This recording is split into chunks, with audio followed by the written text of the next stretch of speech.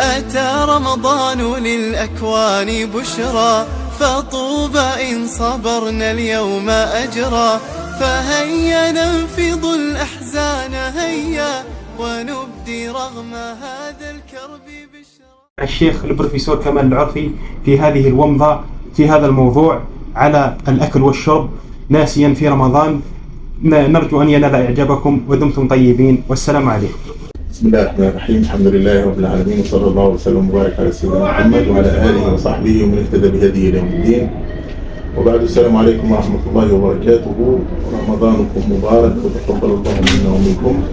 من أهم ما يتعلق بالصيام طبعا ترك الأكل والشرب نهاره من مبتدأ فجر كل يوم إلى منتهاه بغروب الشمس كما هو معلوم.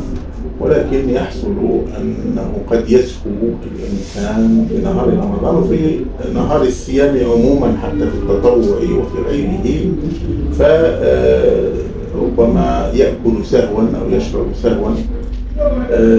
فما حكم هذه النازلة؟ حكم هذه النازلة كما قال سادتنا المالكية أن الصائم رمضان بالذات عليه أن يقضي اليوم الذي يأكل فيه أو يشرب سهوا كان أو غيره.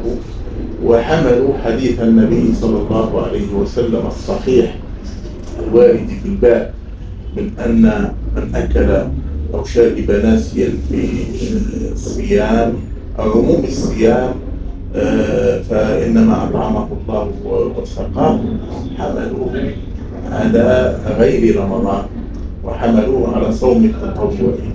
وأما رمضان فلا بد من تحقق شرط اكتمال الإمساك فيه بأن لا يحرم هذا الإمساك لا بأكل ولا بشرب، وإلا وجب القضاء فيه.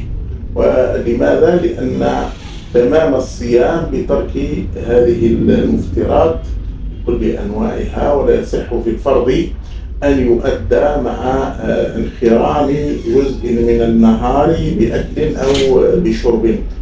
ويحمل كما ذكرنا حديث النبي صلى الله عليه وسلم الصحيح على غير صيام رمضان جمعا بين الأحاديث والأدلة في الباب. نسأل الله أن يتقبل منا ومنكم جميعا من المسلمين الصيام والقيام والدعاء وصالح الأعمال. السلام عليكم ورحمة الله وبركاته.